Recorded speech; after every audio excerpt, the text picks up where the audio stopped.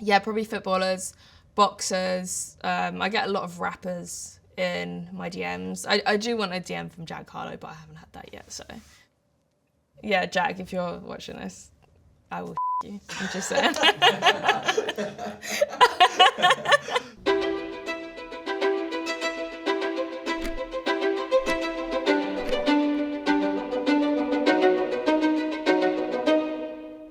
Did you always want to be a YouTuber? No, that came to me later. I wanted to be a surgeon. So I was studying like medical science, like forensic science and that sort of thing. And then I dropped out of that. So when did you start the YouTube channel? I started YouTube when I was 17.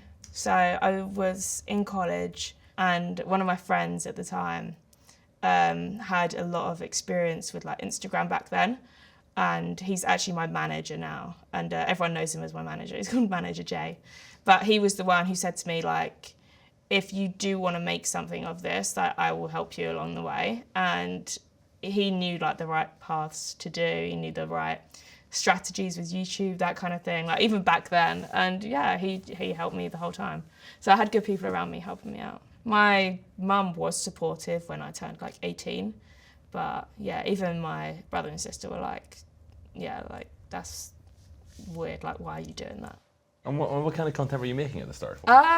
It was like the more basic videos. So I would have videos like 50 things about me and like stuff like that. It was the really like YouTube video ideas thing you'd find on like Google and you'd be like, what video should I post on YouTube? So I started doing that.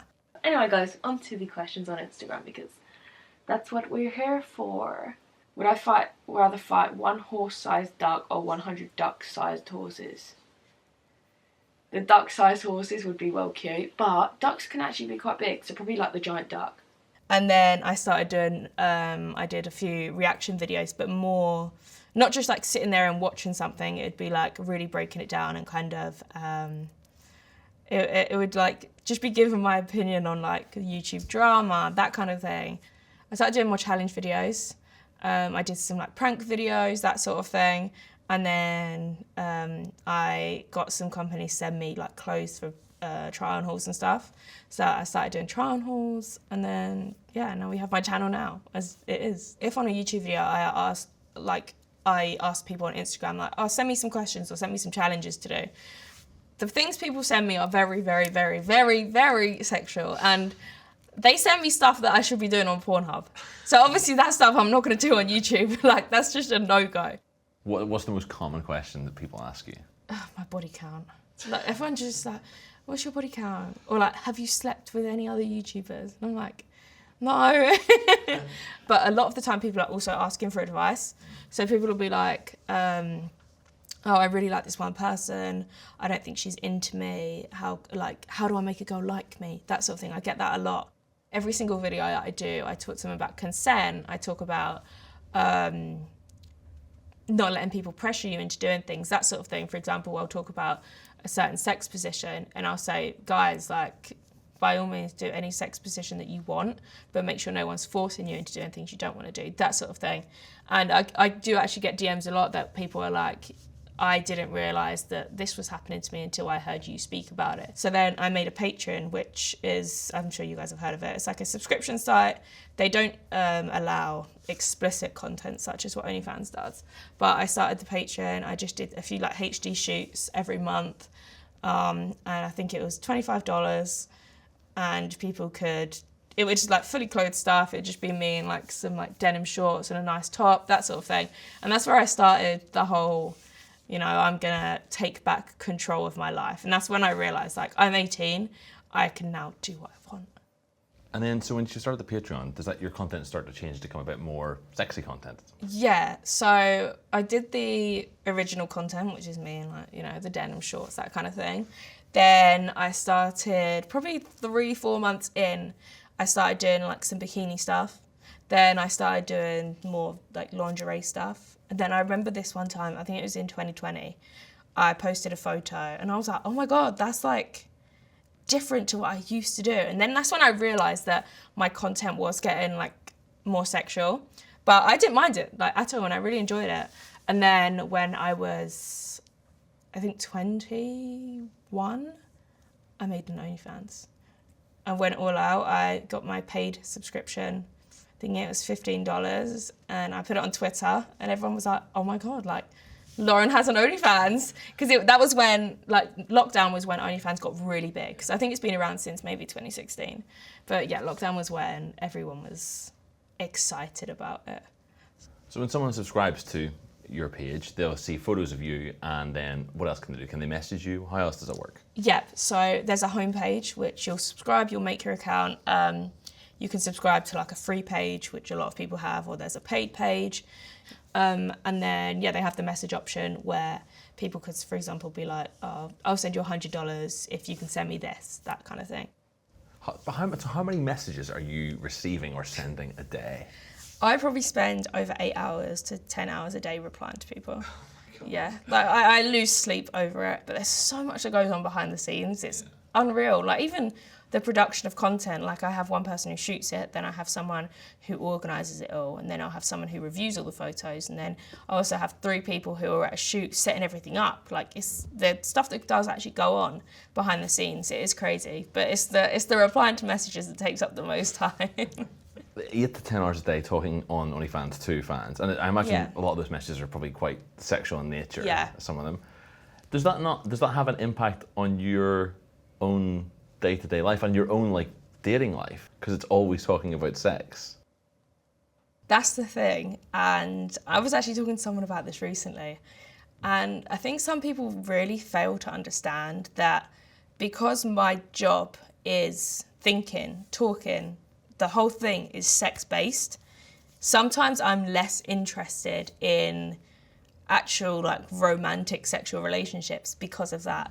And personally, I've always been a very sexual person. I'm not someone who goes around and sleeps with loads of people. Like I have a very low body count, and I found it very hard to like trust sleeping with people because, I mean, I know guys as well, myself in like my personal life, who've been like, oh yeah, like I this bad and I filmed her and stuff like that. I hate stuff like that, and I find it really hard to trust that people aren't gonna like film or just anything. Like it really creeps me out. But yeah, no, I'm definitely less interested in romantic sexual relationships because I'm thinking about sex like 20 hours a day. It's just always, like even now, we're talking about sex, you know? Like, it's just always sex, sex, sex. And if it's not sex, it's just like looking at pics or whatever. It's just always, I'm always switched on to sex mode. Have you had people say negative things to you about starting an OnlyFans and starting this kind of content? So some people were kind of like, oh, I don't know why she's doing that, you know, like, and people were like, oh, she's a prostitute, which, I mean, I'm definitely not having sex with people for money, put it that way. That is very, very, very not what I do. But for me, it's no different than like the same girls who said stuff about me from my school when I started the OnlyFans are the same girls a few years ago who are just sending nudes to guys for free. So I'm just like, I mean, make it make sense. Like, you know, it's something I enjoy. I have a passion for it. I'm very, very interested in the entire world of sex and those kind of emotions. And for me, it started as modeling, and I do the more like HD glamour side of it. Like I put a lot of work into what goes out there. And even, for example, even if it's Valentine's Day, I'll have like an entire shoot planned just for that. And the stuff that goes on behind the scenes, like I really value it as more than just, oh, I'm just taking my clothes off.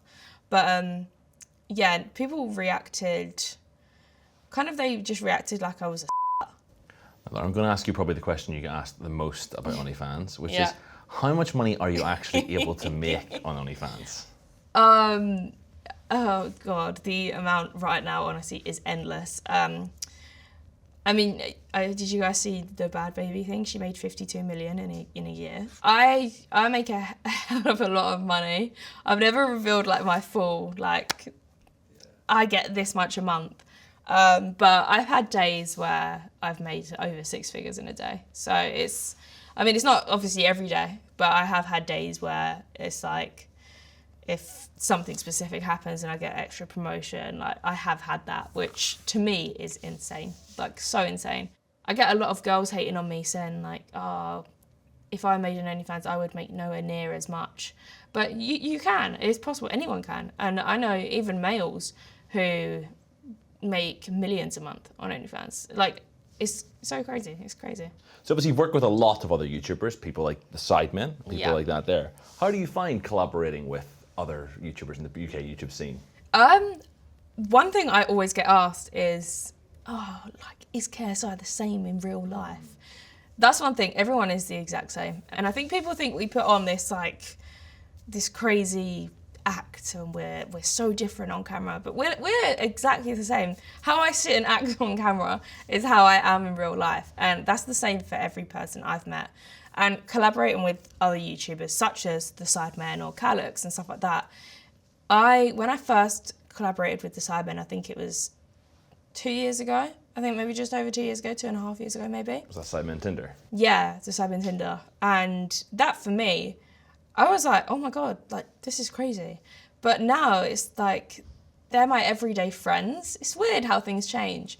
For me, because I'm one of the girls in the YouTube industry who does have like a very sexual side to me, and I'm very open. People love seeing me collab with other male YouTubers because they assume the maddest things. And the comments are always like, we all know what happened after this. And it's so crazy to me.